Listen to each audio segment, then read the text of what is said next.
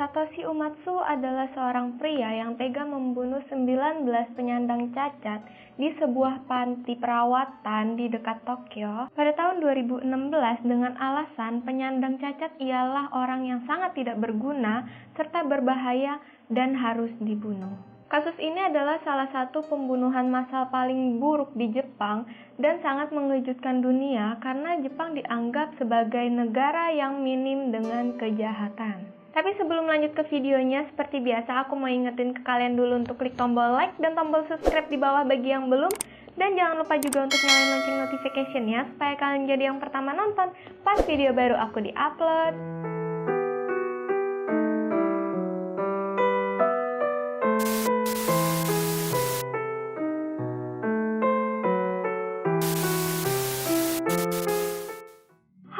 Ketemu lagi bareng aku Lollipop, nama aku Florence, dan buat kalian yang baru di channel aku ucapin welcome. Seperti yang tadi di awal udah aku kasih tahu sedikit ringkasannya, kita akan langsung masuk ke pembahasannya.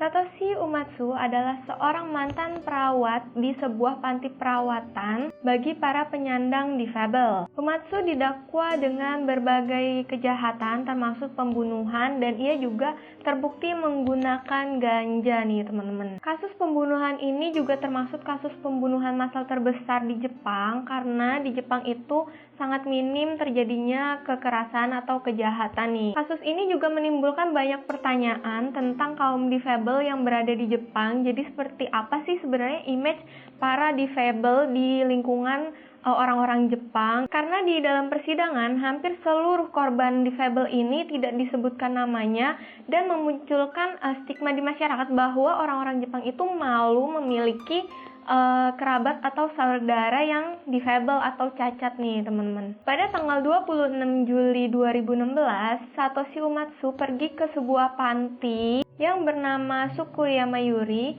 yang terletak 50 km dari Tokyo. Ia pergi ke panti tersebut menggunakan mobil berwarna hitam dan ia membawa sejumlah pisau di tangannya. Lalu ia memasuki gedung dengan cara mendobrak jendelanya nih teman-teman, dan ia langsung menghampiri para difabel tersebut yang sedang tertidur lelap karena memang kejadiannya ini terjadi tengah malam nih teman-teman. Ia langsung menikam para difabel ini saat mereka tertidur di bagian lehernya.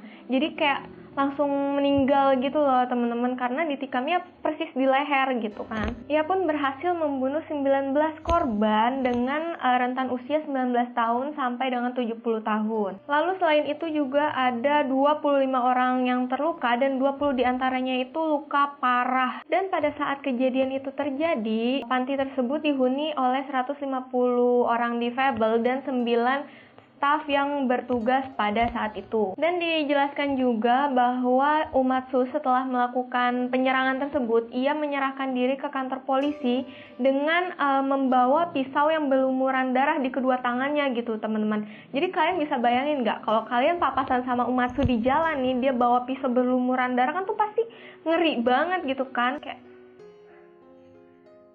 Dan diketahui juga beberapa bulan sebelum penyerangan ini terjadi, Umatsu itu pernah mengirimkan surat ke parlemen Jepang yang mengatakan bahwa ia akan membunuh 470 orang difabel jika diizinkan karena ia menganggap bahwa para difabel atau penyandang cacat ini sangat mengganggu lingkungan dan harus dibasmi nih teman-teman. Jadi ibaratnya menganggap para penyandang cacat ini sebagai kuman di masyarakat. Nah, dari terjadinya kasus ini jadi muncul banyak pertanyaan tentang kaum difabel diperlakukan seperti apa sih di Jepang gitu. Karena hingga sampai saat ini pun identitas dari para korban difabel ini tidak diungkapkan oleh keluarga mereka sendiri. Tampaknya keluarga korban ini pun emang tidak mau diketahui oleh publik bahwa mereka memiliki saudara atau kerabat yang cacat. Namun uniknya di persidangan ini teman-teman, ada seorang ibu yang dengan lantang mengatakan bahwa nama depannya adalah Miho. Dan si ibu ini juga bilang bahwa ia bangga pada anaknya yang difabel ini, dan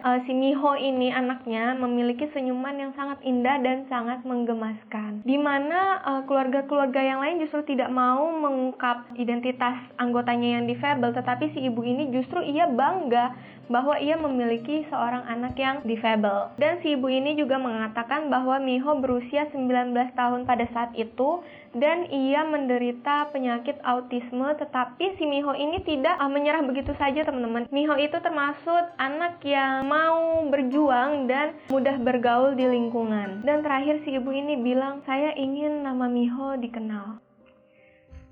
Ini tuh sedih banget ya teman-teman. Pada pembukaan persidangan, Umatsu ini tidak menyangkal dakwaan apapun kepada dirinya. Jadi secara langsung, secara gamblang dia mengakui tentang perbuatan kejinya ini teman-teman. Dan ia sangat tidak terlihat penyesalan gitu. Bahkan ia terlihat santai aja, santuy. Tetapi pengacara Umatsu bersikeras bahwa kliennya ini berada dalam pengaruh narkoba pada saat itu.